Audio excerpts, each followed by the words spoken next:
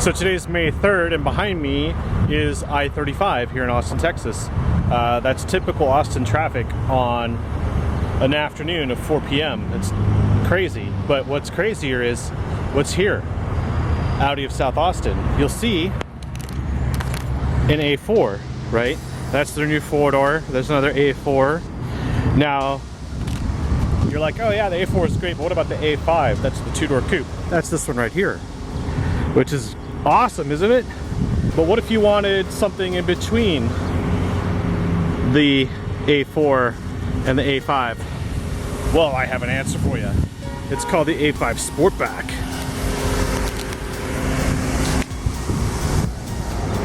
Check that out.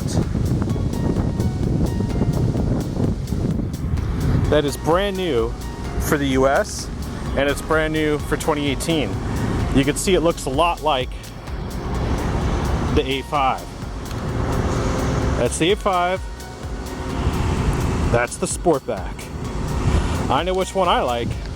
I definitely like the Sportback out of all these cars here.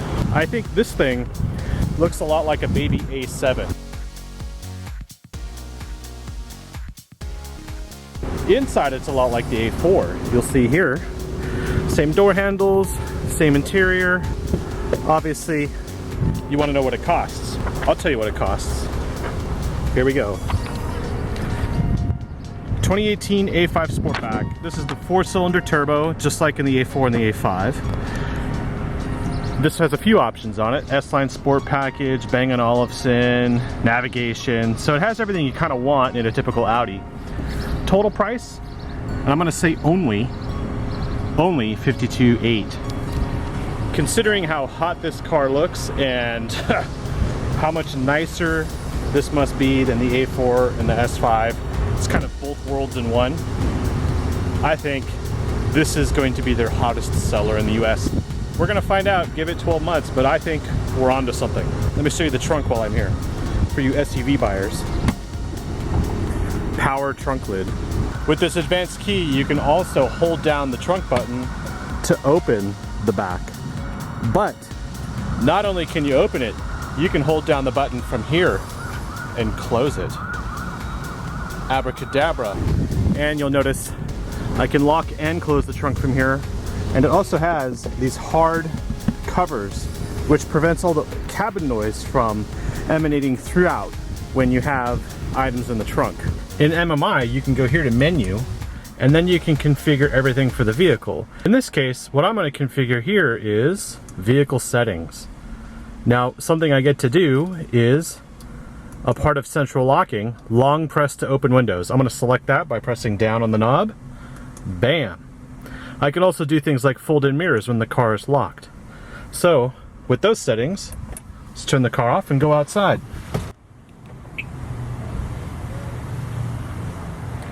Those mirrors fold in on both sides. And that's not all. If I hit the unlock button and hold it down, I can now remotely open those windows. Of course though, if I hold the button down, they do not close. Oh, they do close. Hey, check that out. That's a surprise.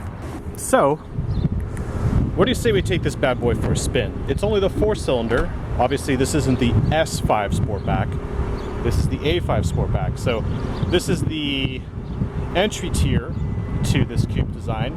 Otherwise, if you wanted something really crazy, you get the A7, but you're talking 90 grand at that point. Let's check it out. Now, what I do have is the Audi Advanced Key, which means it's keyless start, keyless entry. I gotta put my seatbelt on. Well, I think you know what this has. It has everything. I have, I have a backup camera. I have auto stop start, so when I get to a full stop in traffic, the engine shuts down, take my foot off, starts back up. I have shift paddles. I have a dual clutch automated manual. It's an automatic, but it has 7 speeds. And I have drive select, which allows me to go through different drive modes of the vehicle: comfort, auto, dynamic, and individual. And I'll go through those when I drive. I have a really nice sunroof with a sunroof shade here, so I just open this thing up, and then of course the sunroof opens up all the way up and out as well. So Very nice to have in a coupe. They now do it in the A5, and of course there are sunroofs in the A4. So this is just an example of how well equipped this vehicle is for essentially $53,000. Now I do have a great layout here. It's very horizontal. I'm not a fan of this vent that goes across the passenger side, but in front of me I have better things to look at. I have virtual cockpit, and I have a steering wheel which now has full thumb controls to go through a playlist. Let's just say I can go through songs, and I can control the virtual cockpit as well. I can actually go to the map. I have Google Earth, and well, it's a very pleasant place to be. So let's take it for a drive. Ready? So I have drive select set in dynamic, and all I'm going to do is basically go into reverse. The parking brake is electronic, it automatically releases, but I'm going to release it and then go into drive. I'm going to go as far as I can in this traffic. I'm obviously not going to go too quickly, but I want to show you some features. I got the Bang & Olufsen Stereo, which is a 3D stereo. Show you the map while I'm at it.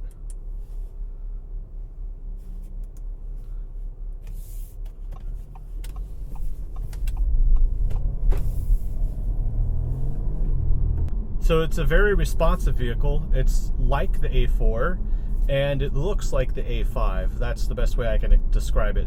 You're getting the look of a coupe, but the advantage of a four-door sedan.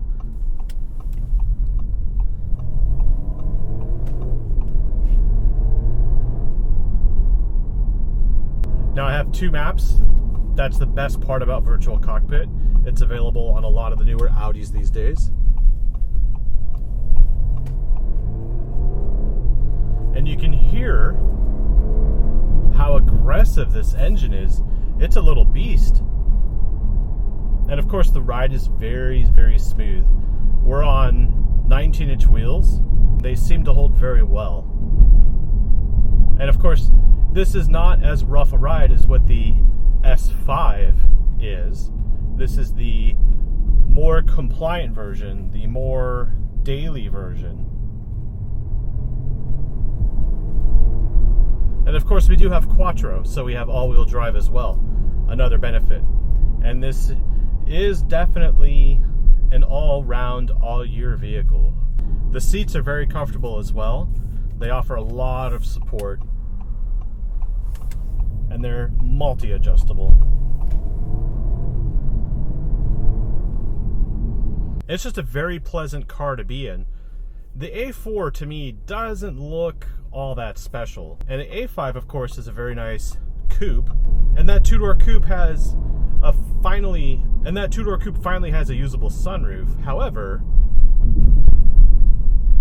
I don't really find that coupe all that useful because that back seat's really tiny and very hard to get in and out of. It's really for someone who doesn't care about having passengers. This thing actually has four doors, the look of a coupe, and it behaves like a gentler sedan, but has, well, all the appeal of a coupe. So you're getting both worlds, and I think you can't go wrong with that. And I'm going to go ahead and stick this into dynamic mode. So while I'm in dynamic mode and sport mode, I'm going to go ahead and get on the freeway and let's see what this thing can do. So there's the street over there. Oh, thanks for not signaling.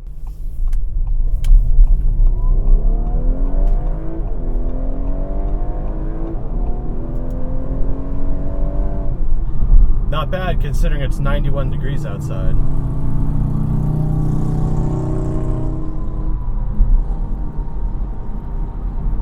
So what I'm going to do here is go and drive select, change it to auto mode, which automatically takes me out of sport, puts me into regular drive.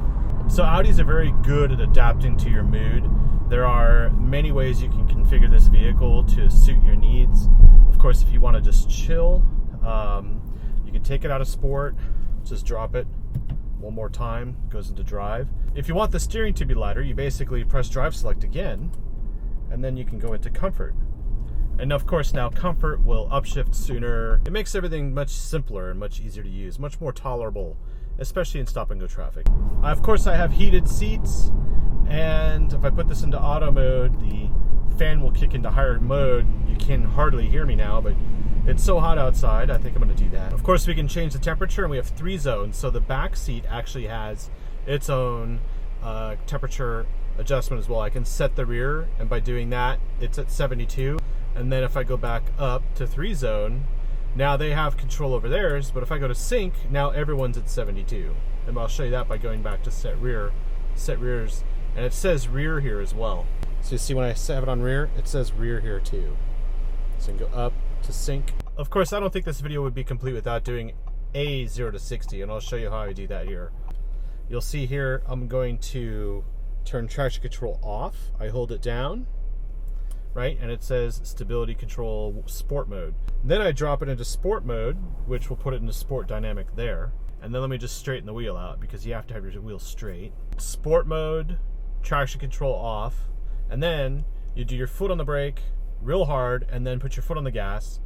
And then when you get to about 2,000 or 3,000 RPM, take your foot off the brake, and away you go. So I know I did it in about 5.3 seconds, and the A4, the coupe should do it about the same. Once this traffic clears, I'll show you what it does.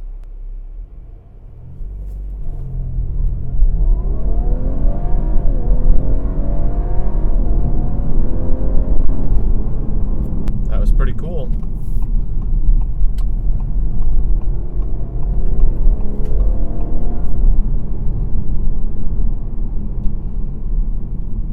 Of course, it grips very well.